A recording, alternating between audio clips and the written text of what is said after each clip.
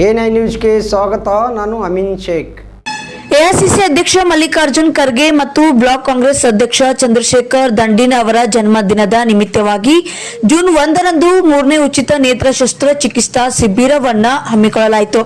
ಹೌದು, ಹುಣಸಗಿಯಲ್ಲಿ ಜುಲೈ 21ರಂದು ಜಿಲ್ಲಾ ಅಂಧತ್ವ ನಿಯಂತ್ರಣ ಸಂಸ್ಥೆ, ಯಾದಗಿರಿ ಹುಣಸಗಿ ತಾಲೂಕು ಆರೋಗ್ಯ ಇಲಾಖೆ ಹಾಗೂ ಬೆಂಗಳೂರು ಪ್ರಸಿದ್ಧ ಶಂಕರ್ ಕಣ್ಣಿನ ಆಸ್ಪತ್ರೆಯ ಸಹಯೋಗದಲ್ಲಿ ಉಚಿತ ನೇತ್ರ ಶಸ್ತ್ರಚಿಕಿತ್ಸಾ ಹಾಗೂ ರಕ್ತದಾನ ಶಿಬಿರವನ್ನ ಹುಣಸಗಿ ಯುಕೆಪಿ ಕ್ಯಾಂಪಿನ ನೀಲಕಂಠೇಶ್ವರ ದೇವಸ್ಥಾನದ ಆವರಣದಲ್ಲಿ ಹಮ್ಮಿಕೊಳ್ಳಲಾಗಿದೆ ಎಂದು ಬ್ಲಾಕ್ ಕಾಂಗ್ರೆಸ್ ಅಧ್ಯಕ್ಷ ಚಂದ್ರಶೇಖರ್ ಎನ್ ದಂಡಿನ್ ಅವರು ಹೇಳಿದರು.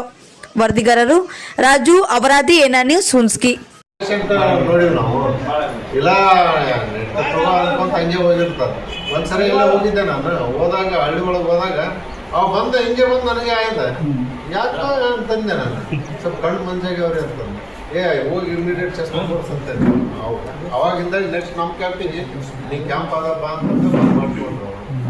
ಸಾಕಷ್ಟು ಜನ ನಮ್ಮ ಮುಗಿಸ್ತಾರೆ ನಾವು ಬೇಡ, ಯಾಕಂದ್ರೆ ನಮ್ಮ ರೈತರೇ ಒಂದು ಕಷ್ಟದಾಗ ಅದಾರ. ಈಗ ಅವರು ಇಷ್ಟು ಇಂಥ ಬರಗಾಲದಾಗ ನಾವು ಅದು ಏನು ಮಾಡ್ಕೊಳ್ಳೋದು ಬೇಡ ಅಂತೇಳಿ ಇದೊಂದು ಕಣ್ಣಿನ ಆಪರೇಷನ್ ಮಾಡಿಸಿ ಅಷ್ಟೇ, ಯಾರಿಗೂ ಆರು ಶಾಲೆ ಅಂತ ಏನು ಥರ ಕೊಡ್ರಿ ಅನ್ನೋದು ನಮ್ಮ ಉದ್ದೇಶ.